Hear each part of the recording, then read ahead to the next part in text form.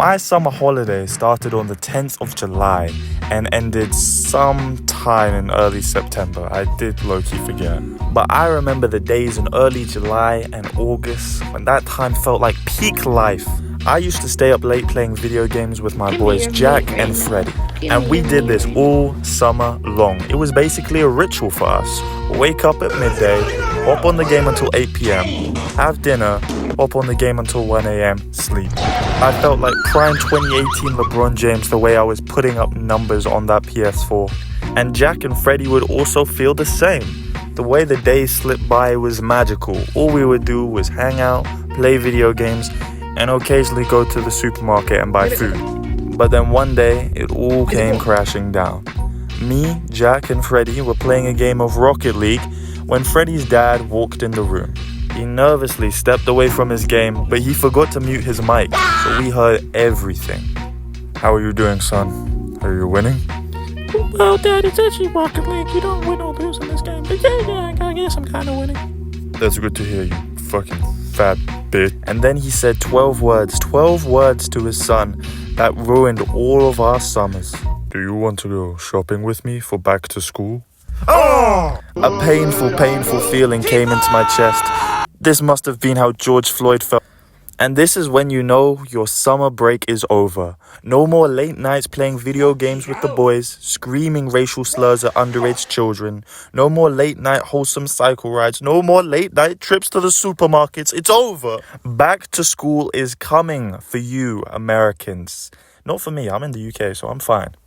The season of buying pencil cases and rulers that you'll only use about 4 times in the school year to write down pointless information about how the mitochondria is the powerhouse of the cell is among us. And just like Lizzo, I hope you're able to eat up as much free time as possible in the rest of your summer holiday. Because we are talking about the types of students that there are coming back to school.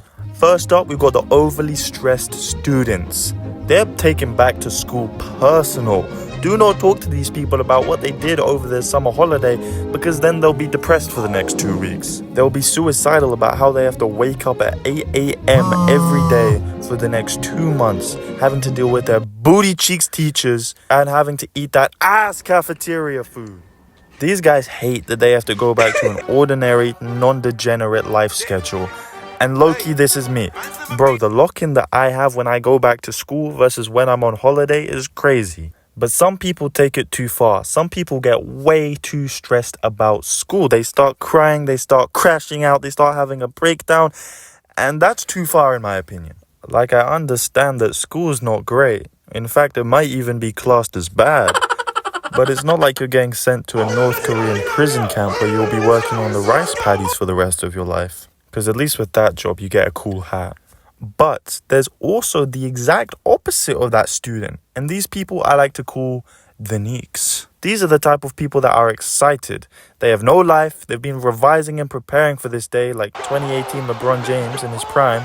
You're going to get a lot of LeBron jokes in this video, by the way. But if you're this type of person, quite frankly, you're a psycho. It's weird to be this obsessed with something that is so universally hated by everyone. And yet there are these people out there in school. In fact, I used to be friends with one of them. I used to have a friend called Liam. And Liam, me and him were cool until we were about 13. But then he switched up real quick. He became way too smart for me. And so slowly, instead of talking about basketball and which girl had the nicest tits in our year, he slowly started to talk more about algebraic equations and computer science. Which is cool. If I was smart enough to talk about that shit, I would. But there's one problem. I'm not. I'm like a fucking retarded grape compared to him. And then when he started to talk about back to school shopping and started to get excited on our summer holiday, we slowly started to not become friends anymore and we grew apart. Excited about going back to school on our summer holiday, by the way. He was like, I need more of a challenge, you know? I'm I'm getting kind of bored on my summer holiday. However, we still have to talk about the new student. The student that is switching schools in between their summer holiday. This is quite an unfortunate position to be in because you have to say goodbye to all of your old friends because your ass is moving to a new school. This was me twice when I moved schools at 14 and 16. And over the summer, it's kind of like a ticking time bomb. Because you know when that summer holiday is over, you'll probably not see your friends as much as you've moved to a new school and they're at their old school. It's kind of sad, but it makes sense that if you're not around your friends as much, you won't really be friends with them anymore. I mean, you'll still be friends with them, but you just won't get to see them as much. And if you have to join a new school where you know nobody, it is terrible.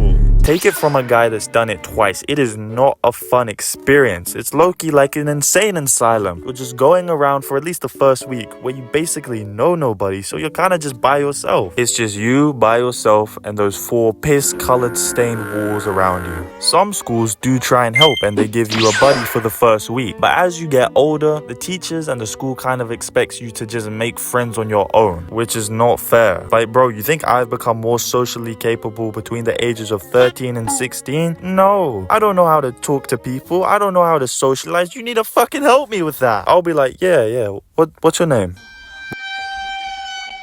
Where'd you live? What's your favorite color? And then they'll just think I'm a fucking serial killer and never talk to me again. This is an unfortunate situation to be in, which is why you should try everything in your powers to not be in this situation. Get on your hands and knees for your parents. Beg them to not move. However, there's one type of student that is worse. One type of student that is so annoying and disgusting and vile. I can't even say it. The people that dress up on the first day. The people that take their fashion way too seriously. These motherfuckers be dressing up like Kyle Kuzma to a damn Algebra 2 class. Like, bro, chill out. I can see your fucking mahogany yellow Carhartt tracky pants, bro. You don't need to fucking tell me about them. We know you're only here to show off those new Lil Yeezys you bought off AliExpress. But I got some bad news for you. It ain't 2016 anymore, bro. These guys turned the first day of school into a fucking fashion walk. It's like their mum gave them an extra £200 and told them, you can go buy whatever you want. And so they spent it on a really expensive pair of Nike Dunks and now think they're the shit. They now think they're the main character in Euphoria and everyone's their bitch. And this isn't to say don't wear what makes you comfortable, alright? If you've been given some money or you've made some money over the summer and you want to splash out and get a nice little fit for the back to school, that's okay. Just please, for the love of God, don't wear mahogany yellow Carhartt tracky pants. It's like these guys will wear the same basic fit for the entire year and somehow think they're the second coming of Pharrell Williams or Kanye West. Yeezy? More like your clothes are fucking pee-pee. The only way that you cannot turn into one of these kids is if you like and subscribe to the video. Thank you so much for watching. I'll see you next time.